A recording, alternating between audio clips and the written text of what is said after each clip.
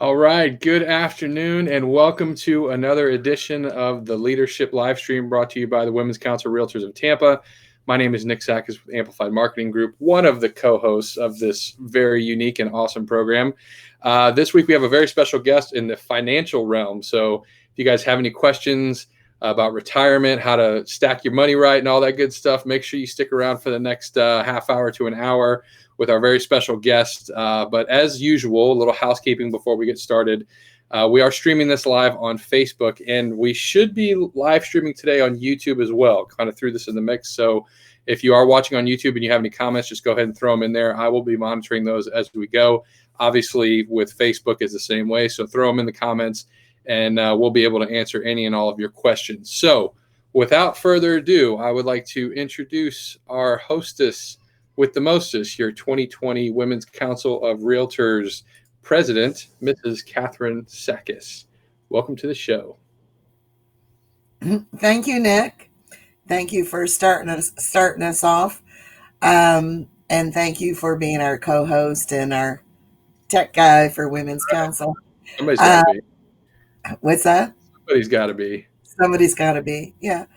Anyway, I want to welcome everyone, welcome our members, our guests, our strategic partners, all our supporters. We're so pleased to have you with us today.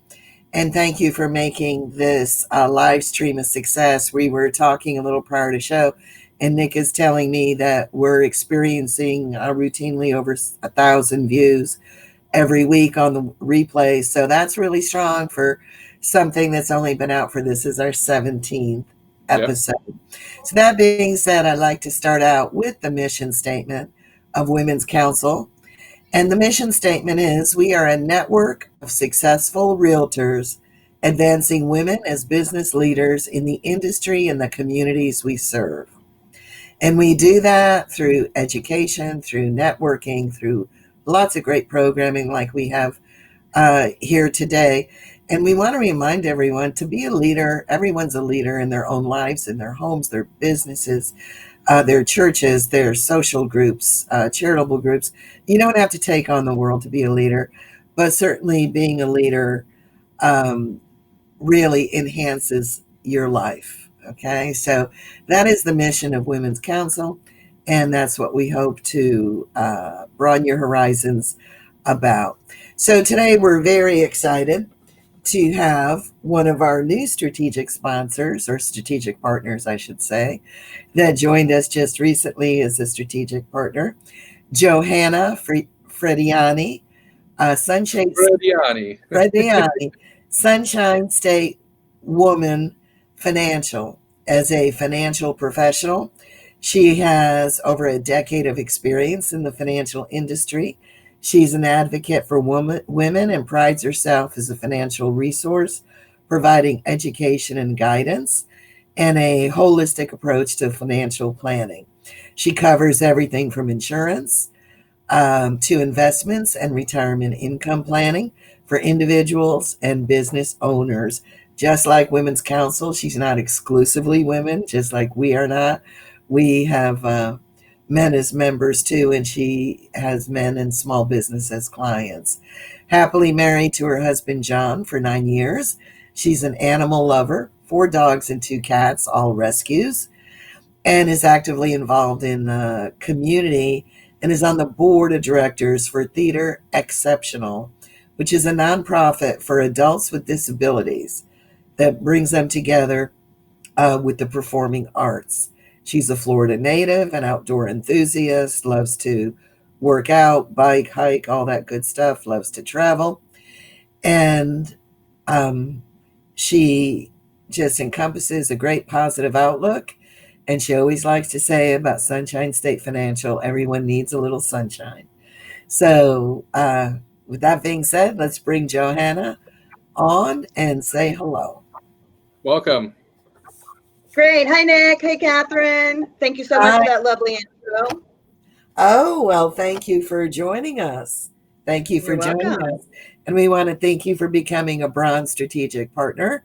Even in the middle of the year, that's a great endorsement during this COVID shutdown. So enough of me yammering on. We want to hear from you. What are the biggest challenges that women face financially? Well, as women, and Nick, no offense to you or any of the men that I've are never watching heard. this, Don't worry. but as women, I like to think of us as multifaceted diamonds, right? We wear a lot of different hats. So I think for women, we have the challenge, especially women that are working, professional women, they have to figure out their finances. They need to figure out their finances for the future while pursuing their careers and then juggling their family responsibilities, taking care of their kids, taking care of their spouses, taking care of their parents. So the biggest challenge for women, I think, is how do I do that? Where do I start? What does that look like?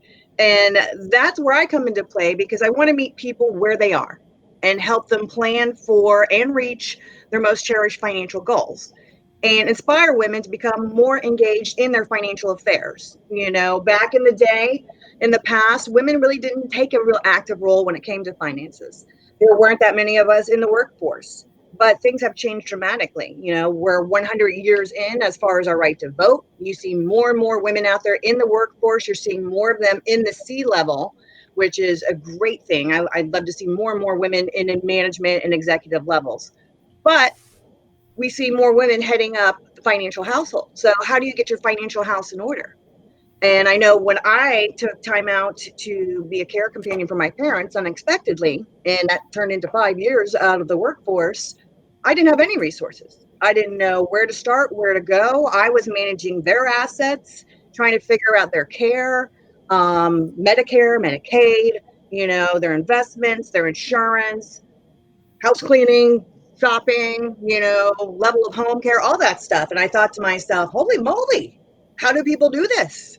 So that's what got me on this side of the desk as an advisor, or I'll say financial professional, because that's what my goal is. That's my why, is because there is a need for it, and there's not a lot of resources. There's more resources than you think. It's just a matter of knowing who they are and how to reach out to them. And How to that's where I like to navigate. kind of put Yeah. myself in. Yeah. But Was don't that you Nick? think it sort of I goes said how to part navigate. How to how navigate to everything. navigate? Don't Right. you think it I'm kind like of your financial, I call it the financial tour guide. It's like planning a vacation, right? Where do you want to go? When do Yeah. you want to go? How do you want to get there? What are you going to do when you get there? What does that look like? Right? Planning your summer vacation. Well, we're planning your future, but we're also planning for today as well. You've got to start with the present and then focus on what does it look like now? What do I want it to look like going forward? And how do I achieve that? don't you think though a lot of it is substantially cultural, which is beginning to change, where women as a group tend to think and worry about more about other people and doing it for them than themselves. They're Yes, worried about their ma'am. kids' security, but they're not worried about their own retirement. It's like a nurturing thing, and setting goals like on what you want financially can sometimes be uncomfortable because now you're talking about you and not the Mhm. kids and not the husband. I'm sure you come across that all the time. Definitely. And it's funny because that's the first thing we talk about, because half the time, single, married, boyfriend, fiance, life partner, whatever it is, most people haven't really had that conversation. We know that, oh, I need to save for retirement. But what does that look like? Well, what it looks like for you versus maybe your significant other could be two totally different things. Maybe you want to, go out and, see the world. Well, maybe he just wants to hang out and read a book in the backyard. So it's also a matter of saying, okay, well, do you even want to retire? What does retire mean? Retire doesn't mean that you just stop working, and when should I retire? People think, oh gosh, I'm eligible for retirement. I'm going to lose Social Security. It's going to be gone, which Social Security is not going away. There will always be Social Security. What it looks like and the benefits that you have or may have in the future is what's going to change, but it's not going to go away. And that's where my focus on the retirement income planning comes into play, because there's different stages of planning. You've got your accumulation stage, which is while we're working and trying to sock away what we can for later on. But what happens when you're no longer in the workforce? How do you replace that paycheck? And that's Right. part of where I come into play, and do you retire first? Does your husband retire first? What if one of you passes away? What if you need long-term care? Where do you start pulling that money from? All important issues. And you've been doing this for a decade. Are you finding a little more progress with women becoming a little more in control of their money than the past? Definitely. So I just did some insight in regards to when I say I've been in the financial services industry for a decade. I started out working for a large investment company in St. Petersburg that was a mutual fund company. And so I was a wholesaler. So I dealt with financial advisors. That was who my target audience was. So I have dealt with independent advisors, banks, wirehouses, brokerage firms, you name it. So I got a real feel for what that looked like. And a lot of times, and I hate to say it, but I would have men that wouldn't talk to me because I was a woman. And you don't see that so much now. Those old school kind of guys are, there's still a few around, but, and every once in a while you run into one. But, people are more receptive. And from the financial advising side, less than 20% is women. So I want to be out there as an advocate to encourage women to get more involved, not only in their personal finances, but in this business. We think totally different than men do. We have a different approach to it. And like you said, Catherine, our vice is we care more about others than we do ourselves. And we will go Right. to the end of the world for our family, for our friends, and sacrifice ourselves. But the reality is, you have to take the time to figure it out for yourself because guess what? We live longer. And unfortunately, we tend to be the ones that carry the brunt of various things, whether it's, caregiving, family planning, all that good stuff. So if you don't take the time to figure out for yourself, it's too late. And this is what I see all the time with women is, well, major life event has happened. My significant other has passed away. I've had a heart attack, or whatever. I've inherited something, but I don't know what to do. And I haven't started anything. I don't know anything. Where do I start? When I first started in the business, I didn't even know what a mutual fund was. So, a mutual fund, what's that? Stocks, bonds? What's the difference? And why would I need that? And what does that look like? And so it's been a very interesting time. I love it because I'm kind of a strategy person. I love to analyze. So my thing is, come to JoJo. We're going to have a JoJo. I call myself JoJo. So once you get to know me, it's Johanna. Then I try to always introduce myself as Johanna. So that way we get the professional part. And then you get to know me and you're like, okay, have you talked to JoJo? Because that's part of it, right? So I Right. want you to ask me anything and be comfortable and not feel like it's a stupid question. There are no Well, stupid you have to questions. have that connection and that trust. And I think probably for most women would be more comfortable, I would guess, talking to another woman. Not that I, wouldn't be comfortable with you. My background's a little different, so I wouldn't be as intimidated. But it's usually intimidating to talk to men. And as you said, you had men that wouldn't talk to you. Well, there's such a thing as implicit bias, and it's in the financial industry, a lot. And even men that are like evolved and pro women can sometimes be a little condescending. You know what I mean? Talking to a woman. But that being said, I touched on this with Johanna before the program, little known in the late 70s. I was a stockbroker, and I was the first female stockbroker in Tampa. And I worked E.F. Hutton, Dean Witter, Smith, Barney, Harris, Upham, the top firms. And yes, I moved around because, yes, I can be bought. That's not a problem with me. Love it. So, and I was the only woman. But in all the training back then, there was a lot of cold calling in that business because you had a lot of stock offerings and bonds coming out and stuff. And you'd call doctors and lawyers and all this. And they trained us. When the woman answered the phone, ask for the husband. If he's not home, hang up. Not even leave a message, not even try to engage her. If he's not home, hang up. Don't waste your time. Go on to the next person. So that rubbed me wrong. Okay. But I did it because I was told to do it. Till a little while into it, when he wasn't home, I'd be like, hey, who handles the investments, you or him? Well, he does. Well, what do you know about it? Well, not much. And so I started engaging these conversations, and I built my primarily clientele out of women.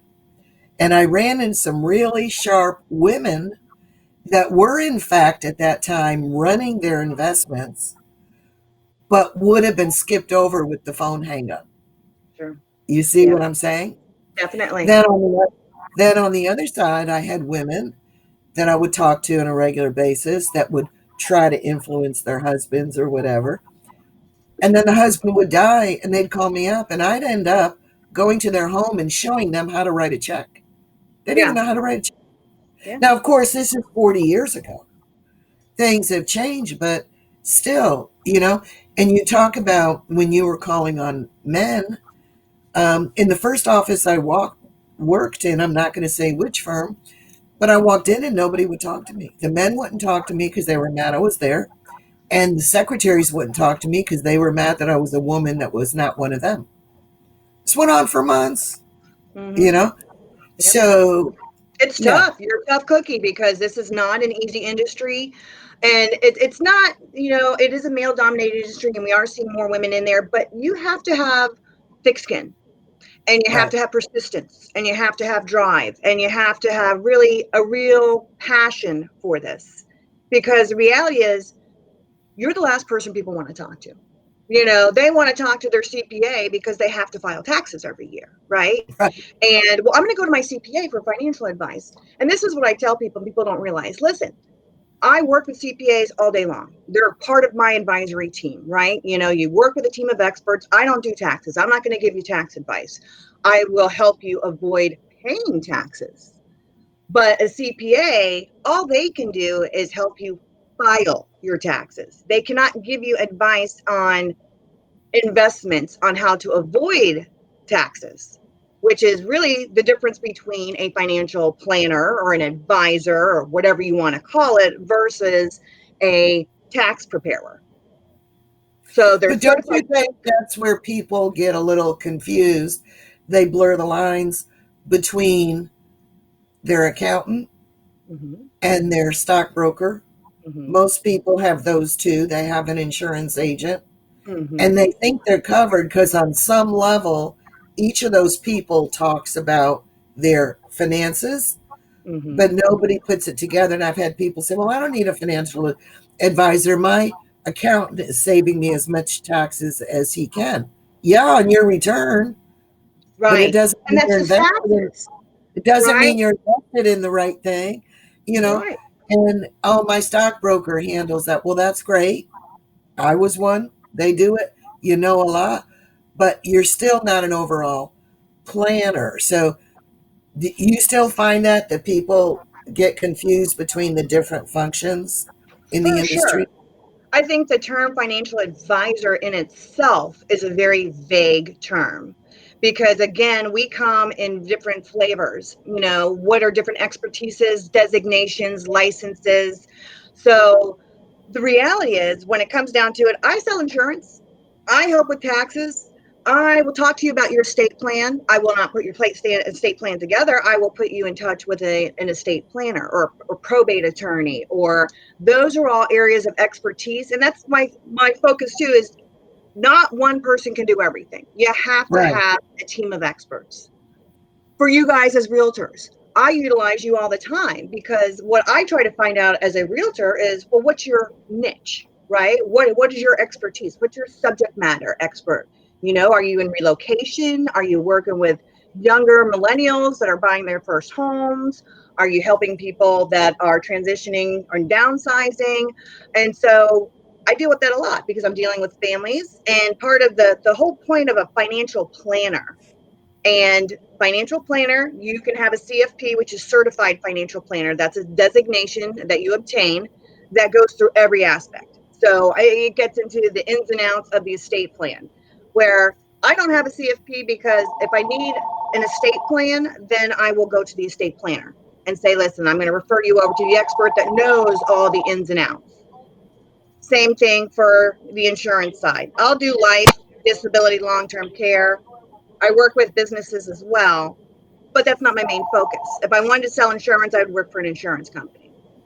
Mutual funds, annuity products, those are all different vehicles. So it's like, remember when I said I'm like a travel coach, if you will? Yeah. So it's like I'm your financial coach, right? So it's my job to understand what you're all about, right? So Catherine, Nick, mom, and son, right?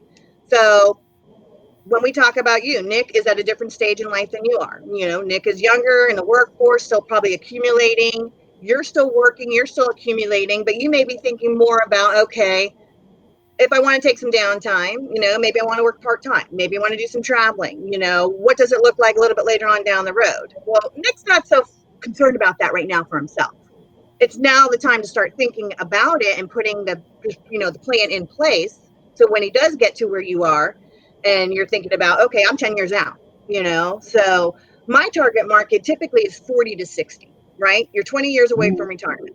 Okay. Because usually at that time you're past the stage of just getting into the workforce and you've got some assets built up. You may have a family, you may have a couple of homes, you may have some assets already accumulated, and now you're trying to figure out, well, I don't want to work forever. So I'm getting close to retirement age. Should I retire? When do I retire? Should I take Social Security right away? Or should I start taking money out of my 401k or my other assets? You know, real estate, should I put my money into real estate? What if I want rental properties? You know, what does that look like? And then what happens if, heaven forbid, like we are now, I've got my mom living with me now. I moved my mom in back in April, the end of April, into my house with myself and my husband because she was in the assisted living facility on lockdown, had some medical issues. And I said at this point, you know, I'd already been a caregiver. My father passed away last year. And I thought to myself, well, from a financial standpoint, that's thousands and thousands of dollars going out the window for her care. And at this stage of the game, I'm working from home. We're doing Zoom meetings, and we have wonderful resources like in-home healthcare. I can bring home instead or someone along that line in, and I can still carry on my business while she's being taken care of. And, you know, as a woman, that's what I care about because when you think about it, women are more focused on the longer term approach, right? Why would I do that? What does that look like? And how does that impact my family? Nick, don't take this the wrong way, but it's like gambling, right? Men, when they want to invest in, it's behavioral finance. There's studies on this, there's books on it, but it's just the way we're wired, right? So guys are like, come on, big money, right? Roll the dice. What do you got? What do you got? Sneakers. All right. You know, I want to see the double-digit returns. You show me 32% in 6 months and you got my business, right? Women are like, what are you doing? Put that down. We're not gambling that money away.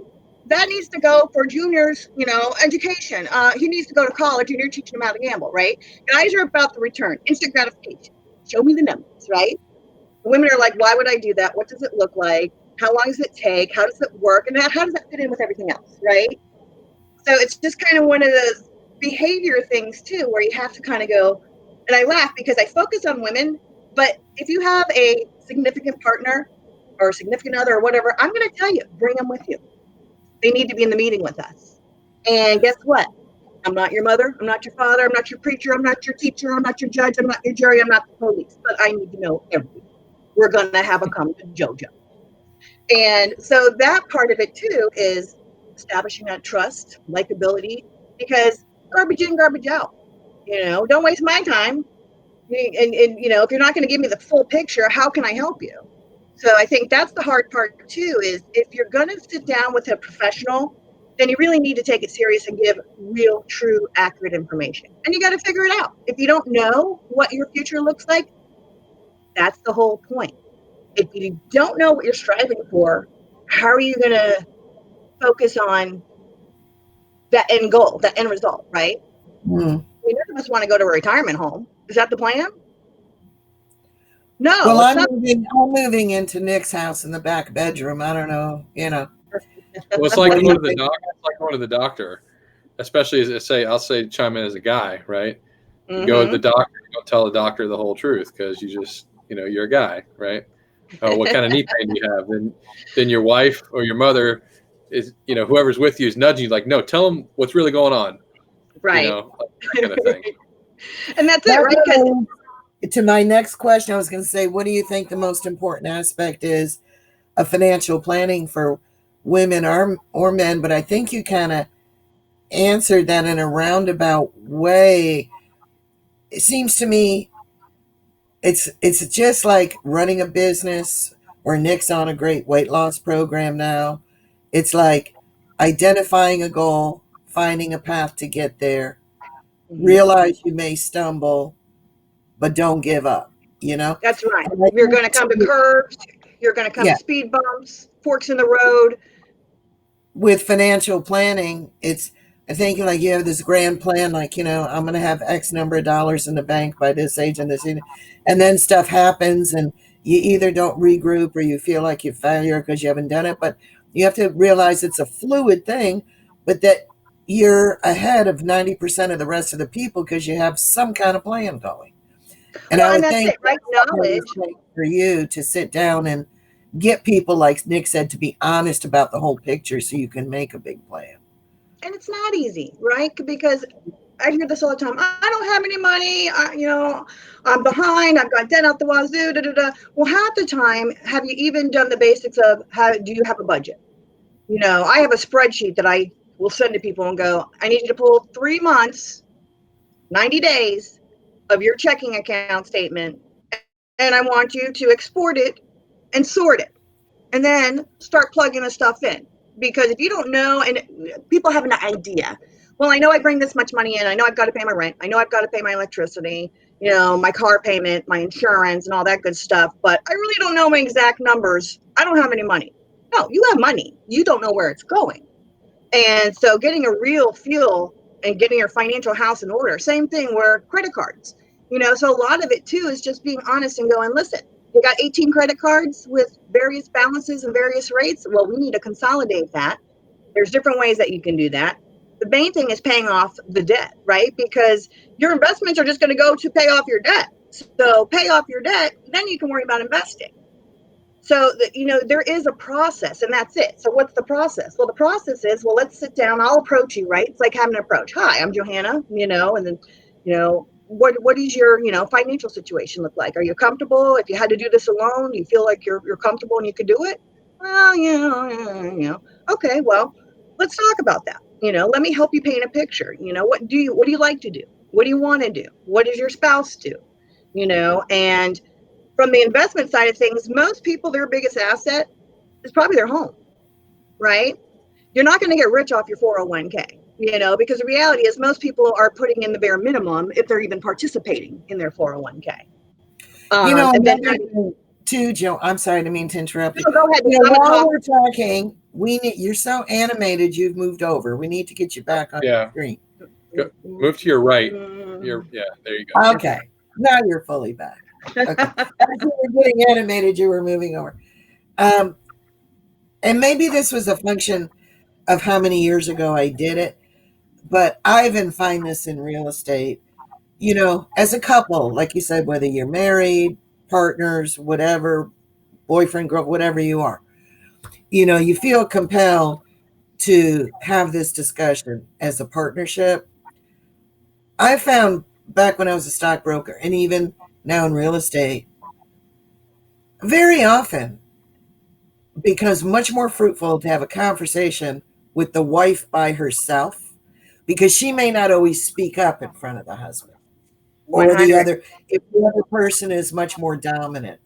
So I guess what I'm saying, I would encourage, not that you're going behind your husband's back or anything, but especially professional women, to have a conversation with someone like you one-on-one about their goals, needs, wants, desires, and then figure how the husband and kids fit in from that. Does that make sense?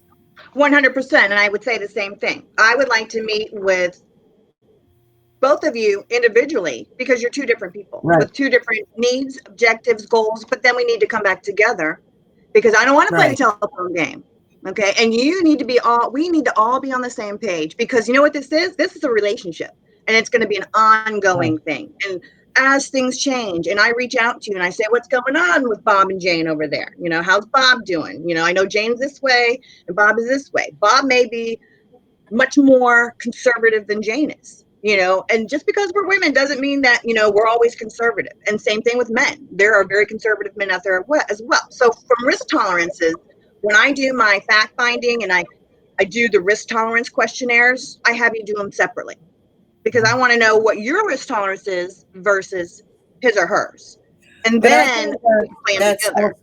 also important for women to know who may be hesitant to make that appointment for the first time with the spouse or partner Sure. and not be able to feel comfortable. Like, know that they can reach out first, have an initial conversation, and then bring the other person in.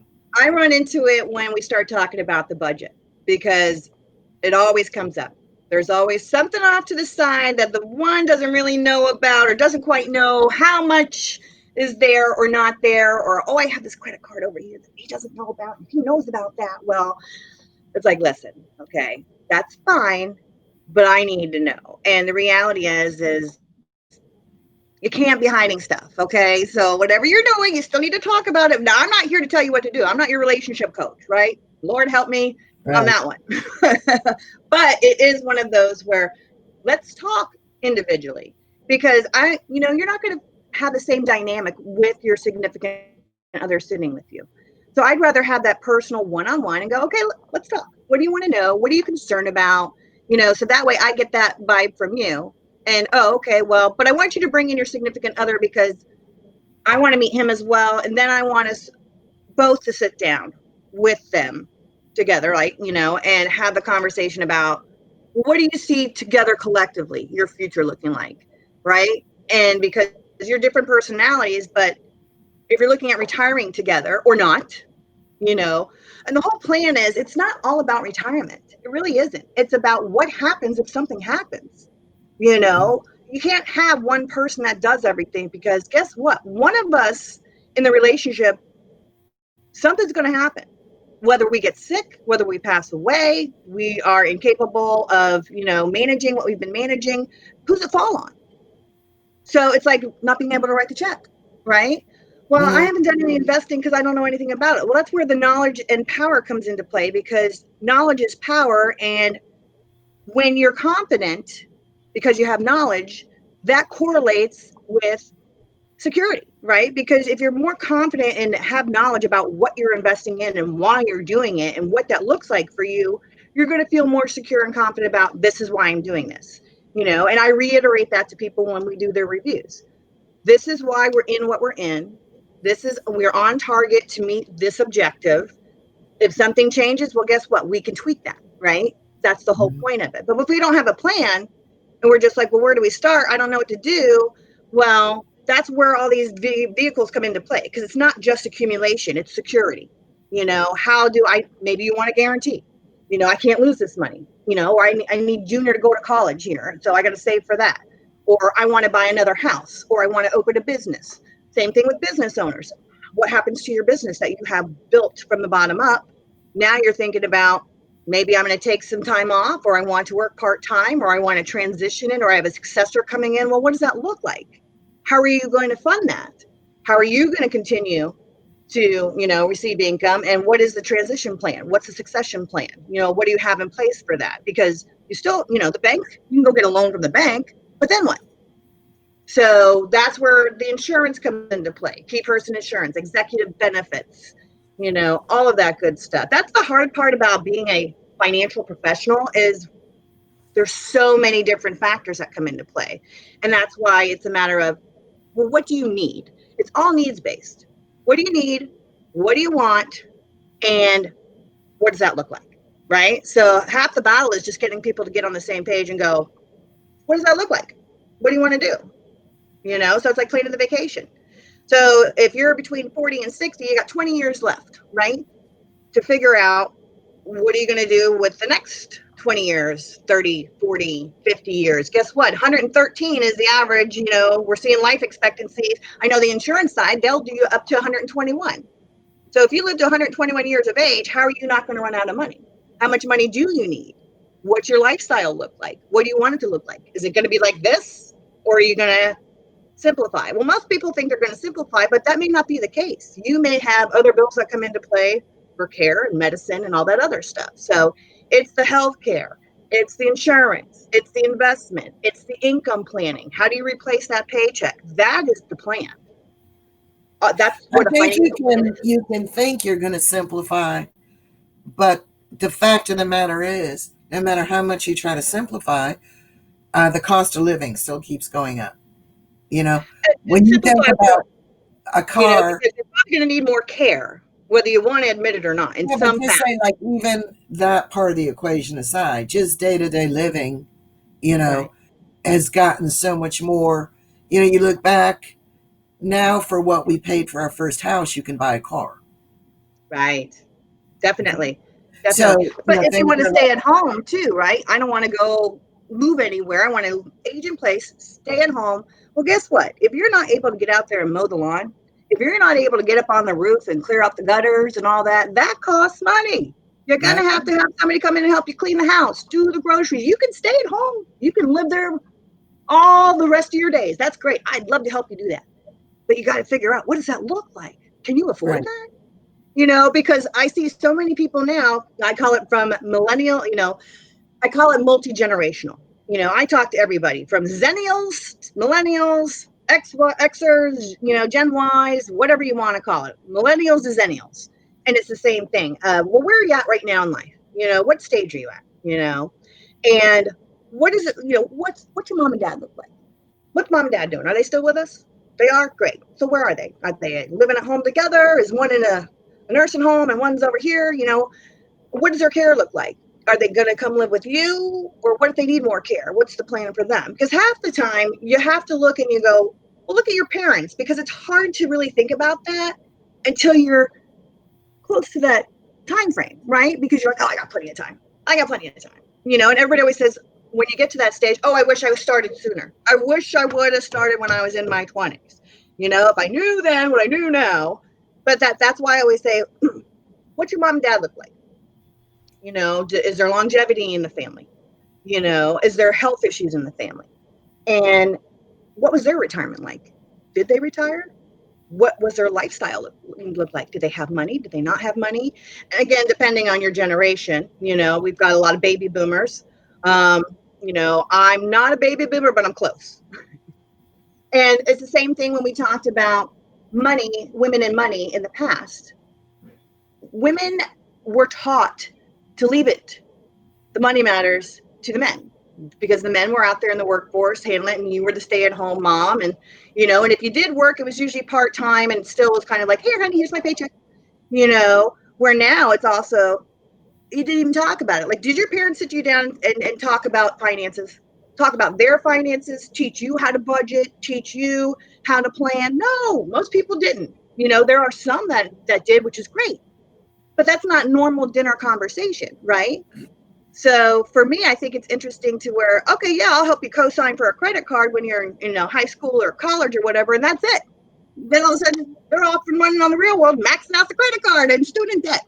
Then they come to me and go, I don't know what to do. Where do I start? And then you go, well, you have a budget. Let's look at your assets. Okay. And I don't expect you to have a lot of assets, but you can start now, but you got to start with fixing this. And then you don't have to have a lot of money to invest. That's the other thing. Most investments, and let's just say a mutual fund, it's going to be like $1,000, and you can start with as little as like $50 if you do it as a succession plan, So for younger people, millennials, that's what I'll get them on. Get in the habit of setting it up to where you pay yourself first, right? You get Mm, your bills, you get your paycheck, you start paying your bills. The first thing you need to pay is yourself, whether that's 10%, 5%, whatever, something that you're putting back into yourself, whether it's paying down that debt, whether it's setting up an IRA or Roth IRA, whatever. Your 401k, if your employer has a match, do not take advantage of that. No one is going to give you free money, right? Your employer is matching whatever, typically it can be 3%, 5%, 10%, whatever. Why would you not take advantage of that? And people just don't get it. Well, I don't know what to put it in. Oh, well, usually in a 401k, you've got a list of, 60 or so different things that you can put it in. So we can figure that out for you, So that's where I come into businesses and go, hey, listen, who's educating your employees? You've got this great benefit package for them. Why isn't anybody participating? Well, when you look at studies and things, they're like, well, we don't know. I don't know what to put it in. Well, employer, you're paying for this. It's a benefit to retain them. Educate them. Let me come in. I'll be happy to talk to them about that. Because for me, that's what it's about. It's education. You have to understand what's available to you, how to take advantage of it, when to take advantage of it. And that's what, I'm about. As you know, in the real estate world, I guess unless some level of management, everyone's an independent contractor. So there are no matching funds, no 401ks, Right. whatever. All that is up to 1099. you. So that's a big, I'd say, challenge in this industry is, they say realtors never retire, they just become listless. Like they hang around and sell a few deals a year to supplement because of lack of planning or, the erratic nature of the business. And the average realtor, last I looked, nationwide is like 55. Mm-hmm. So when is the date where it's too late to make that visit to someone like you? Is it too late at 55? No, it's never too late because, again, we are resources. And so we're here for you. So if you came to me and said, I'm 55 and I haven't done anything, I've done everything wrong, I haven't saved a dime, I haven't started anything, then we need to talk about, okay, well, tell me about you, right? And it's just like I said, pay yourself first. 1099, right? I was 1099. I understand you're not having a steady paycheck coming in and working on commission. And that's where I say you have to pay yourself first. So whether you take out of your commission check a percentage and say, okay, this needs to go into, either a taxable or tax deferred or tax free, because that's basically what it is. You got three options: no tax, tax deferred, or fully taxable, right? So which one do I want to put it in? Because what do I need, right? You may need liquidity. Maybe you just don't have an emergency fund set up. That'd be the first thing I would say to you if you came to me at 55 and said, I haven't done anything. What do I need to do? I would say, let's talk about your budget. Let's talk about your expenses and your income. What's that look like? And what do you have set aside for emergency purposes? Rule of thumb, it's like, what's a comfortable number for you to have set aside in savings that would make you feel comfortable to where, God forbid, right? We talk about this all the time and then COVID hits, right? What if COVID hit? What would you do if you couldn't work for 3 to 6 months? Do you have a little nest egg set aside to cover those expenses? And look how many people right now don't. And their jobs are being liquidated. Go ahead. I used to do a lot of training for new realtors, and I would tell them, you know, when you get a paycheck, you think you're living large because there's really no bad paycheck in real estate. Some are good. Right. Now, it may be you're the only one for a month or 2 months, but you're so elated, you forgot to think about that. And I would tell them, don't rush out and buy that designer purse or, go out for a big dinner. You want to treat yourself, but Nick has heard me say this many times. Until you have 6 months of full living and business expenses in the bank, you cannot spend any money. And you never saw such sad-faced people in a room like, what do you mean? I've got a $5,000 paycheck here. I say, when you get to 6 months, full, personal, professional. But anyway, that aside, speaking of things unexpected, any changes in the financial markets due to COVID? for sure. And then let me just caveat on that last point that you made, because it's true. So as an advisor, you are interviewing me and I'm applying for a job, right? And what I'm providing and applying for is to provide advice, which is a strategy, right? And the second part is the discipline, the implementing the strategy. So it's one of those where that's what I am applying for when I sit down with you and say, listen, I want to offer my expert advice. I want to help you come up with a strategy. And then I'm going to be your accountability buddy. So it's going to be one of those where, listen, it's your money. You do whatever you want with it. But if you're going to come to me and look for advice, and if you're not going to implement it, what are we doing? Right? So maybe you fall off the horse a little bit, but guess what? I'm going to give you a boost back up. We're going to get back on the horse and, hold on. You don't need to go full gallop, right? You can spend a little bit. You can go instead of going to Burns, maybe go to Bonefish. So no offense, Bonefish or Burns. Maybe instead of the Jimmy Choos, you're going with, whatever. So you have to treat yourself, but you also have to be disciplined. And it's just like anything else. It's you're in business for yourself. It's your finances. It's your future.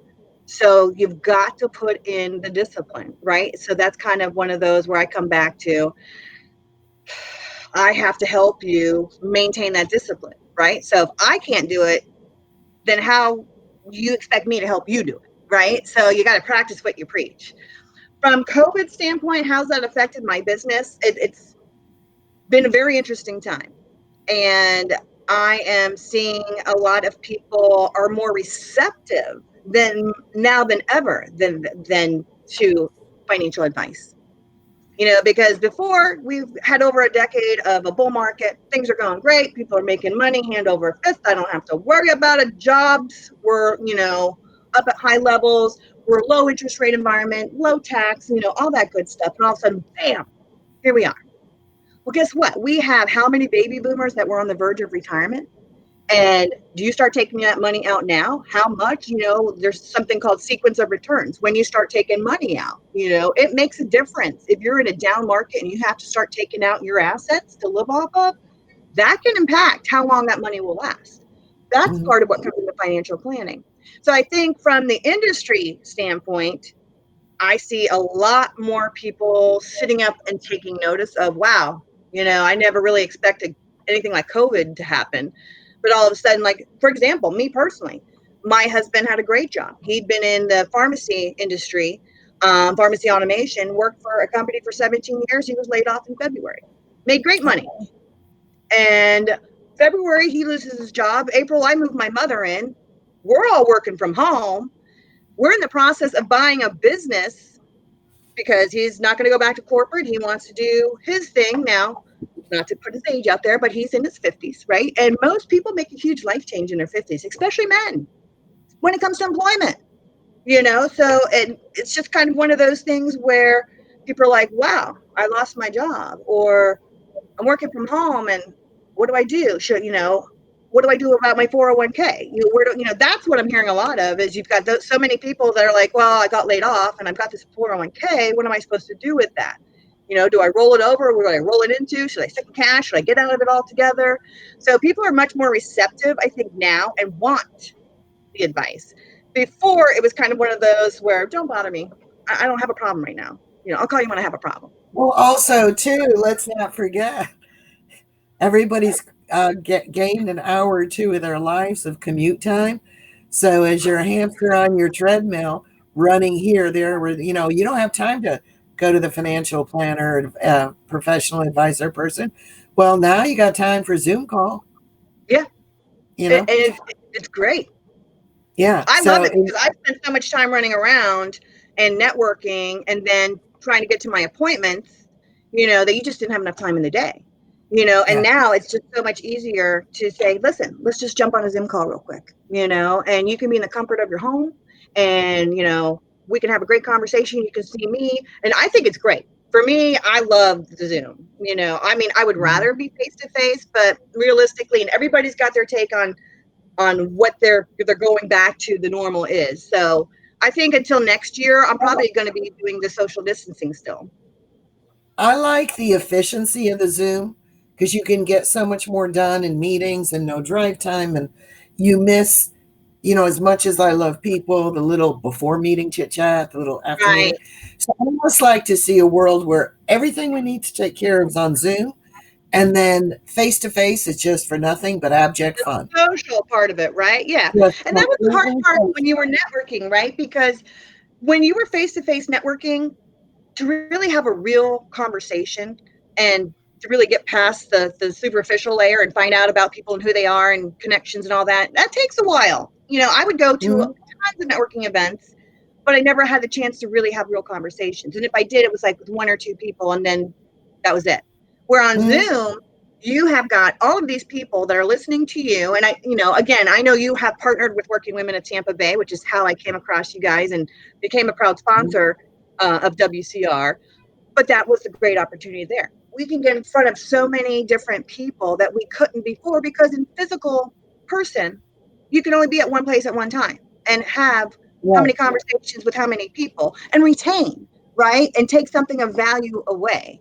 You know, I mean, I have box full of business cards of people that I have met through networking that I couldn't tell you. You know, I'd have to go back through and be like, oh, I met you at, you know, and I'll write down where I met and everything. But this is great And because you, God yeah, forbid they have a card with no picture. Then you're like, oh oh, my God, well, who was that? Who was I'm that? jealous of realtors. I'm going to start putting my picture on there. But then again, that might scare people. So you have a business forecast for the end of the year. What are your thoughts? Overall And, economy, investment, whatever. well, I think when you think about the economy and you think about the stock market, they're two different things. The Right. economy is what's happening right here, right now in the real world, our economy. The stock market is all about assumptions. What do we think is going to happen going forward? And that's what I try to express to people is those are two different things. So what's happening in the economy now is now in the present. The stock market is based on future expectations, right? So if you're looking at the economy, I think that there is a lot going on in the economy with the elections going on, with all the, you know, search for the vaccine or what have you, the testing and all the different PPP and EIDL and the small businesses. How do we keep them in business? And do you go back to work? There's going to be a lot more volatility, I think, going forward. I think that anyone would say that. And I'm not an economist. I'm not making predictions. It's just common sense. It's election year. Look at the whole media and what's going on out there. For businesses, I think, especially small businesses, it's a matter of are you going to make it? And I think companies have had to figure out what is their strategy for going back to work and realizing what is the reason that they're in business and what's the most important aspect of being in business. It's their people. So how do you take care of your people in order to stay in business? Well, people have to have childcare, right? You can't work if you've got to figure out what to do with your kids. And I think that's a big dilemma right now that we're seeing. You know, same thing with you've got people that have their parents that are moving in with them, or they've got children that are adult children that are moving back in to help consolidate because they can't afford to, you know. So I think from a business standpoint, you have just got to hunker down. It is not time to jump out of the stock market and lock in your losses. If you're in the market, you need to understand what you're in and why you're in it. If you're in something aggressive, well, you better be in there for the right reason. And guess what? This is a short term focus. We still need to have the long term focus. This too will pass. This will go away. And then what does that look like then? You're not going to stop planning for retirement. You're not going to stop planning for sending Junior off to college. We're all ready to take a vacation and go on a trip somewhere, you know, that we don't have to wear a mask and can get in the plane and, you know, go where we want to go without having to be quarantined for 2 weeks.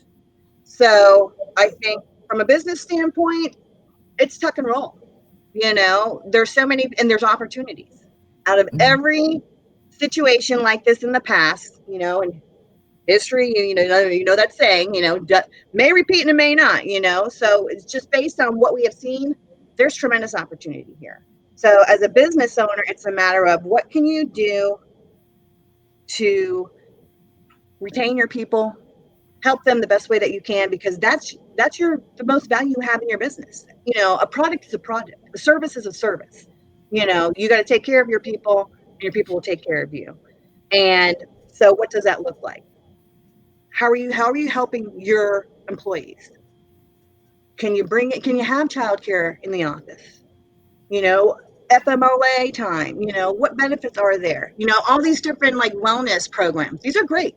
I mean, mental health awareness, there has never been a bigger focus on mental health awareness than now. And that's one of those things where what do you offer as an employer? Do you have a hotline? Do you have an HR person that can help them with their different resources that they have for managing everything that we're managing? So those are the You things I would think talk. that would be a requirement for a real estate brokerage? Like a mental health hotline, but they don't. Anyway, well, And you you've guys just are like given us. psychiatrists and psychologists anyway, because you get the real I deal. I know mean, people tell you more than they will we tell end me. up What do we you want end to up know? doing it all. I tell you. So you touched on working women. We're getting ready to close. I always ask everyone, why is it important for you to partner with Women's Council at this time? Well, I think because this is a great forum for meeting like-minded people, business-oriented women, professional women, women like myself. I want to be around women that are much like myself. We're very like-minded. We're positive. We're focused on our careers. We're focused on our families. We're focused on our welfare and our futures. And I think Working Women of Tampa Bay is wonderful for giving education. I think Women Council Realtors is wonderful with their information. I listen. I'm not a mortgage person. I've learned more about mortgages and titling and just the real estate market in general and the different niches just by being here on your program and watching these and I love the live streams. As you can see, I try to sit still. I'm a high strung animated person. It's hard for me, I know. But I love it because you want to talk intelligently about many things, right? Mm-hmm. And so how do I relate to you as a realtor? Well, unless I know about your industry and I can talk the talk and understand the lingo and the language, you're really going to be like, I really don't have too much to say. You don't really understand what's going on. And I'm like, what's a HELOC? What's a hemlock? What? Mm-hmm. So I'm just learning about that. Why would I go with a real estate,